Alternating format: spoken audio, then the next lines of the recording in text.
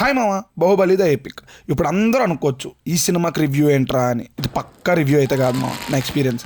నేను నైట్ వైజాగ్లో ప్రీమియర్ పెడితే వెళ్ళి చూసాను మామ. బాహుబలి 2 ఏ థియేటర్లో అయితే ఆడిందో అదే థియేటర్లో మళ్ళీ బాహుబలి ఎపిక్ని చూడటం నాకు వేరే లెవెల్ ఎక్స్పీరియన్స్ ఇచ్చిందని చెప్తాను మామ. ఇంకా అన్ని రివ్యూలాగా ఎవరు హీరో ఎవరు డైరెక్టర్ అని చెప్తే నన్ను మామూలుగా ట్రోల్ చేయరు. సో నా ఎక్స్పీరియన్స్ని మాత్రమే చెప్తాను. 2 పార్ట్స్ మూవీని 3 hours 45 minutes కట్ చేసి ఒక స్పెషల్ సీన్ని యాడ్ చేసి ఇంటర్వెల్లో బాహుబలి ఎటర్నల్ అనే ఈ సిరీస్లో వచ్చే నెక్స్ట్ యానిమేషన్ సిరీస్ గ్లిమ్స్ని వేశారు.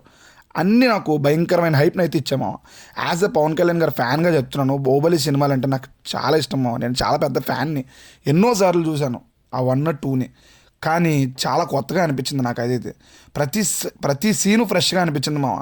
బాహుబలిలో బేసిక్గా నాకు కొంచెం డిసప్పాయింట్గా ఏవైతే అనిపించాయో అవన్నీ తీసేయడం నాకైతే నచ్చింది మామ. బట్ మనోహరి సాంగ్ తీసేయడం నాకు నచ్చలేదు మామ. నాకు ఆ సాంగ్ పిక్చరైజేషన్ అంటే చాలా ఇష్టం. అది ఉంటే బాగుండు అనిపించింది. బేసిక్గా ఏవేవి తీశారని చెప్పుకుంటే అవంతిక లవ్ సీన్స్ తీసేశారు, పచ్చబొట్టేసిన సాంగ్ తీసేశారు, కన్నా నిద్రించిన సాంగ్, అలాగే సెకండ్ హాఫ్లో కొన్ని సీన్స్ తీసేశారు మామ. బట్ కొత్త సినిమా మళ్ళీ బాహుబలిని కొత్తగా చూస్తున్నాం అనే ఫీల్ అయితే కలిగించారు మామ. ప్రతి ఒక్కరూ మళ్ళీ థియేటర్లో పక్కా చూడాల్సిన సినిమా అని అయితే అంటాను. ఆరని మళ్ళీ బిగ్ స్క్రీన్ మీద ఎంజాయ్ చేయడం చాలా బాగా అనిపిస్తుంది మామ. మనకి కొత్తగా యాడ్ చేసిన సీన్ అయితే గూస్ బంప్స్ తెప్పిస్తుంది మామ. ముఖ్యంగా వైజాగ్ వాళ్ళు ఉంటే వైజాగ్ మెలోడీలో ఎన్ని రోజులు ఆడుతుందో నాకైతే తెలీదు. బట్ ఆ థియేటర్లో ఉన్నప్పుడే వెళ్ళి చూసే ప్రయత్నం అయితే చేయండి మామ. చాలా మంచి ఫీల్ ఇచ్చింది నాకైతే అదే థియేటర్లో చూడడం వల్ల.